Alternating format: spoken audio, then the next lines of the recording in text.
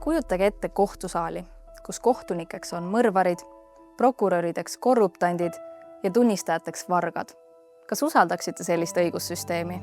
Tõenäoliselt mitte. Ent just sellises maailmas tegutseb täna Ühinenud Rahvaste Organisatsioon.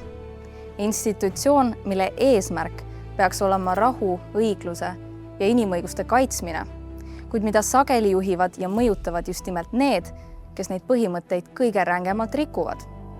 Võtame näiteks Iraani, riigi, kus tapetakse keskmiselt üks naine iga 2 päeva tagant. Iraanis on naistelt ära võetud fundamentaalsed õigused. Passi taotlemine, iseseisvalt riigist lahkumine, jalgrattasõit. Kohtutes loetakse 2 naise tunnistus võrdseks 1 mehe omaga. Tänavatel patrullib moraalipolitsei, kes võib naisi karistada ebasobiva pearätiku kandmise eest trahvi, vangistuse või isegi surmaga. Ja just sellise pagasiga riik valiti 2022. aastal ÜRO naiste õiguste komiteesse. Jah, te kuulsite õigesti. Kuidas saab rahvusvaheline institutsioon säilitada usaldusväärsuse, kui ta ei suuda oma enda väärtusi järjepidevalt rakendada? Faktid räägivad enda eest. ÜRO tegevuses ilmnevad silmatorkavad topeltstandardid. Alates 2006. aastast on ÜRO Inimõiguste Nõukogu suunanud rohkem kriitilisi resolutsioone Iisraeli vastu kui Iraani, Venemaa ja Põhja-Korea vastu kokku. Aastatel 2015–2025 langetati Iisraeli kohta 170 hukkamõistvat resolutsiooni, kõigi teiste riikide kohta kokku aga vaid 76. Hezbollah ja Hamas, 2 rahvusvahelist tunnustatud terroristlikku organisatsiooni, pole saanud mitte ühtegi.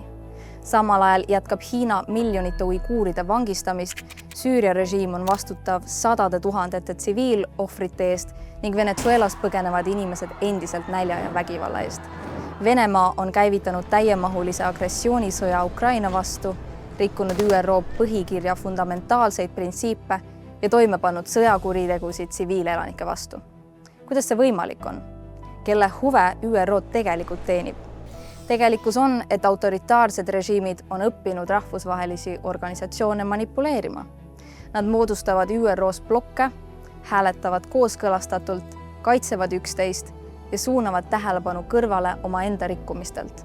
Nad oskavad ära kasutada organisatsiooni bürokraatiat ja nõrkusi.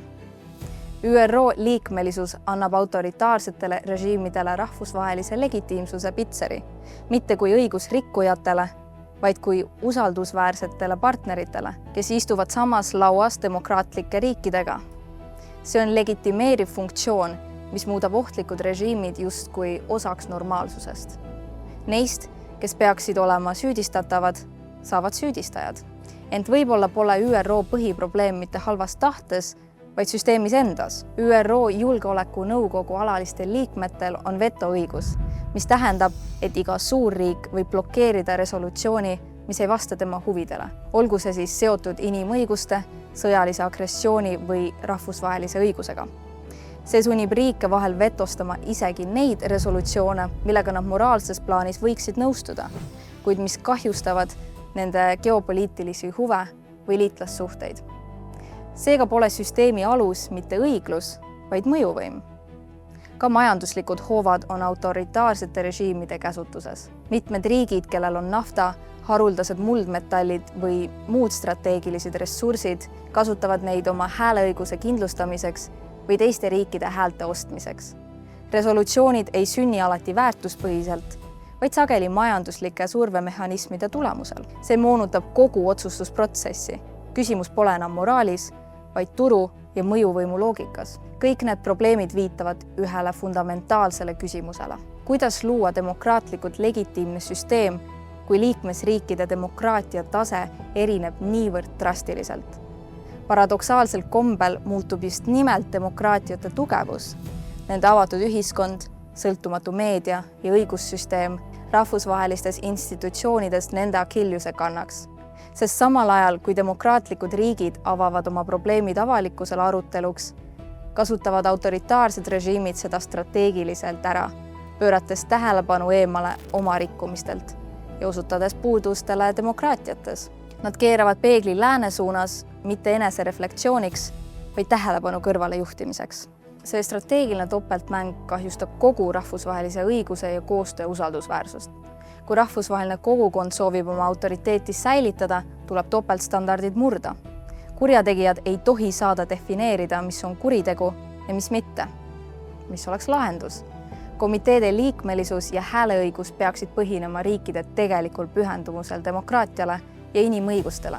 Vaja on selgeid ja läbipaistvaid mehhanisme, mis välistavad repressiivsete režiimide pääsu võtmekohtadele, eriti nendesse, mille ülesanne on kaitsta vabadusi ja õigusi.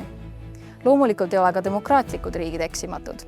Ka Iisrael, nagu iga teist riiki, tuleb vajadusel kriitiliselt hinnata, kuid kriitika peab olema tasakaalustatud, proportsionaalne ja järjepidev. Kui riike mõõdetakse erinevate standarditega, kaotab ÜRO oma moraalse aluse maailmas õiguse eest seista. ÜRO-l on potentsiaal olla maailmakorra moraalne südametunnistus, kuid selleks peab ta esindama mitte silmakirjalikkust ning valikulist hukkamõistu, vaid universaalseid ja järjepidevaid väärtusi. Ilma nendeta ei ole rahvusvahelist õigust ega õiglust. On vaid võimu kehtestamine läbi näilise legitiimsuse.